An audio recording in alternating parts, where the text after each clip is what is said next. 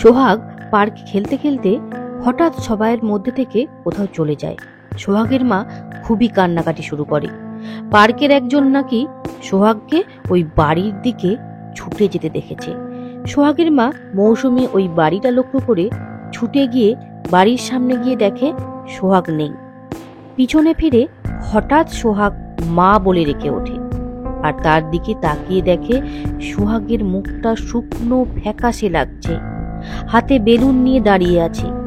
কিন্তু ওকে বেলুনটা কে দিল? নমস্কার শ্রোতা বন্ধুরা, গল্পের ঝুলি অনেক ধরনের গল্প চ্যানেলে সবাইকে স্বাগত। আশা করি বন্ধুরা সবাই ভালো আছো আর সবাই ভালো থেকো, আর আমার গল্পগুলো শুনতে থাকো। যদি গল্পটি ভালো লাগে লাইক করো, আর যদি আমার চ্যানেলে নতুন শ্রোতা বন্ধু হয়ে থাকো তাহলে চ্যানেলটিকে সাবস্ক্রাইব করে পাশে থাকা বেলটি প্রেস করে দিও। তোমরা যদি আমার পাশে থাকো তাহলে চ্যানেলটিকে আমি অনেক দূর পর্যন্ত নিয়ে যেতে পারবো। চলো গল্পটা শুরু করি। তাপস এবং মৌসুমীর একমাত্র মেয়ে সোহাগ। তাপস মৌসুমীকে ভালোবেসে বিয়ে করে, কিন্তু মৌসুমীর বিয়ের প্রায় 5 বছর পর ওদের সন্তান সোহাগ আসে। মৌসুমী তাপসকে বলে, তোমার এই পুলিশের চাকরি হয়ে খুব সমস্যায় ফেলেছে। মেয়েকে নিয়ে এইভাবে আমি আর সব জায়গায় যেতে পারবো না, বরং এবার আমি মা বাবার কাছে মাধবপুরে গিয়ে থাকবো। তাপস বলে, সোহাগ তো ছোট, ও স্কুলের ভর্তির বয়স হলে না হয় থাকবে তোমার মা বাবার কাছে, আর এখন সবে 3 বছর।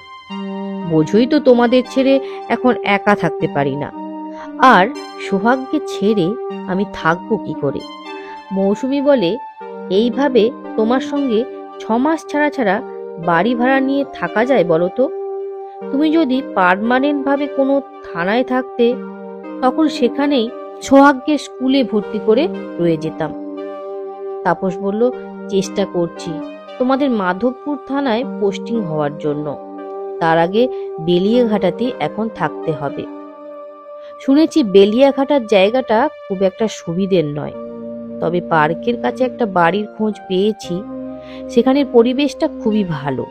দেখা যাক, যাওয়ার আগে ওইখানে ভালো করে খোঁজ নেব, তবেই তোমাদের সেখানে নিয়ে যেতে পারবো।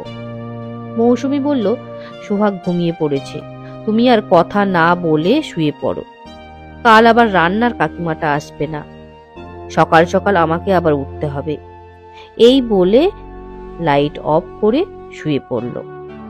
পরের দিনে চায়ের টেবিলে বসে তাপস ফোনে এক বন্ধুকে ওখানে খোঁজ নিতে বলল, কারণ সপ্তাহখানেক পর বেলিয়াঘাটায় যেতে হবে। তাপস ওই জায়গায় খবর নিয়ে ঘর বুক করে নিল। তাপস মৌসুমীকে আর সোহাগকে নিয়ে বেলিয়াঘাটার বাড়িতে আসলো।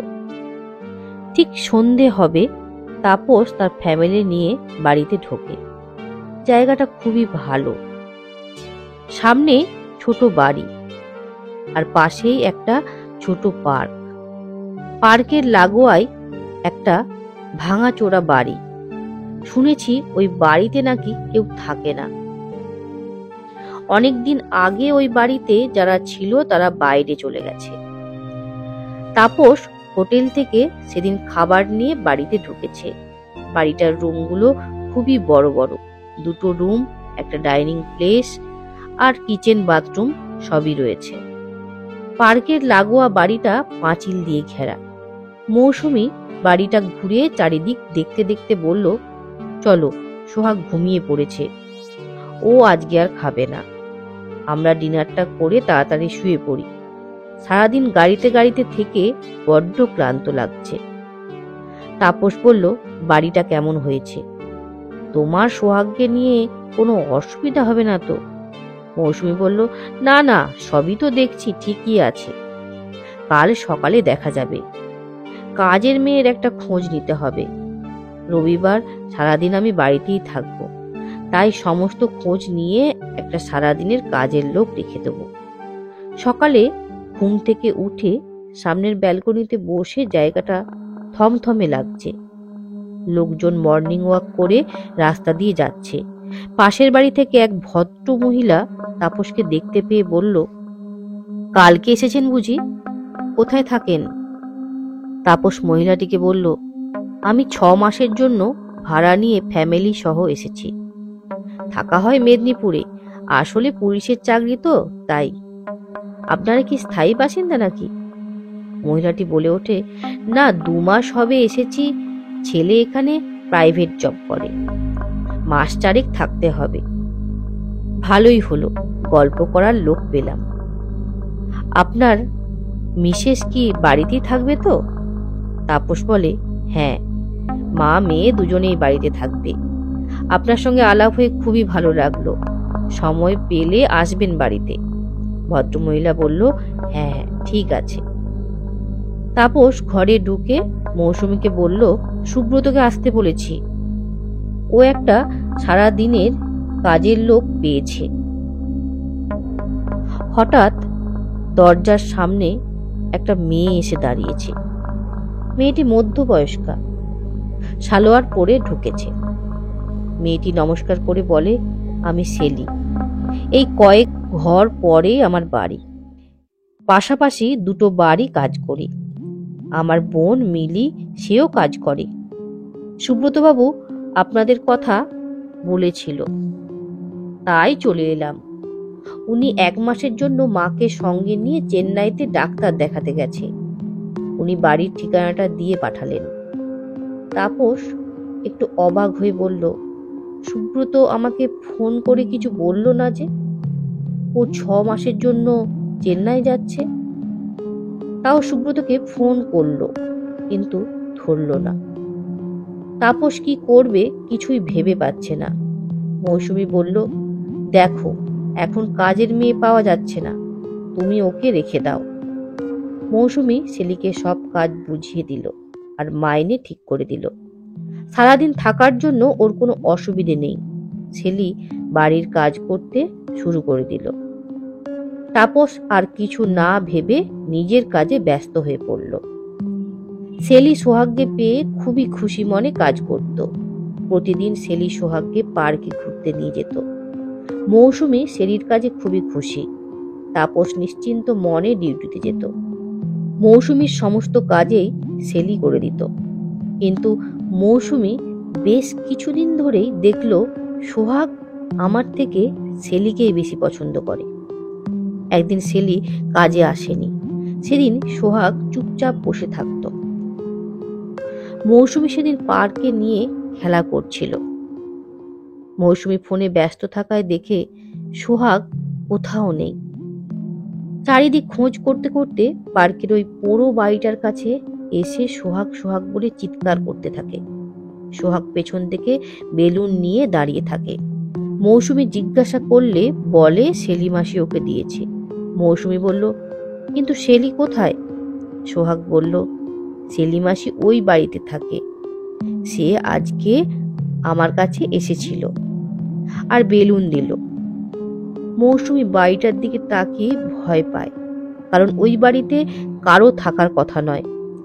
সেই দিনই তাপসকে পার্কের ঘটনাটা খুলে বলল। তাপস অবাক হয়ে যায়। পরের দিন সকালে সুব্রত এসে হাজির। তাপস সুব্রতকে বলে, কি হলো সুব্রত, তুমি চেন্নাই থেকে কবে আসলে?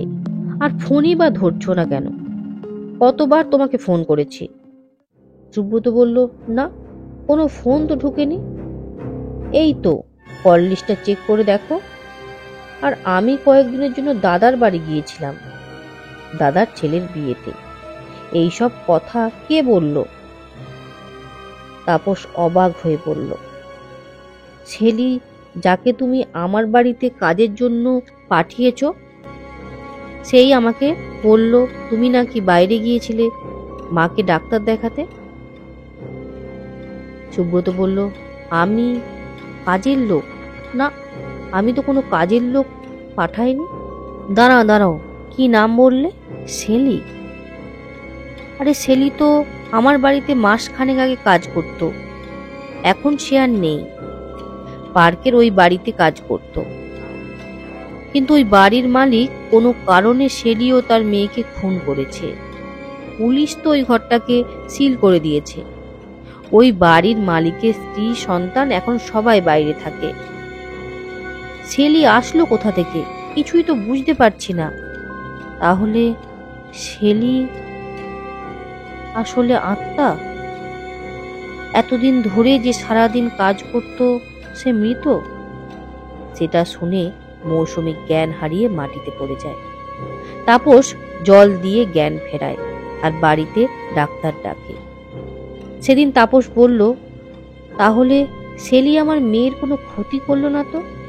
সুব্রত বলল, হয়তো সোহাগকে দেখে শেলি তার মেয়ের কথা মনে পড়েছে, তাই কিছুদিন মেয়ের সঙ্গে কাটিয়েছে। তবে শেলি খুবই ভালো মহিলা ছিল, সে কারোর কোনো ক্ষতি করতে চায়নি। তারপর সুব্রতকে বলে অন্য বাড়ি ভাড়া নেওয়ার জন্য দেখতে আরম্ভ করলো।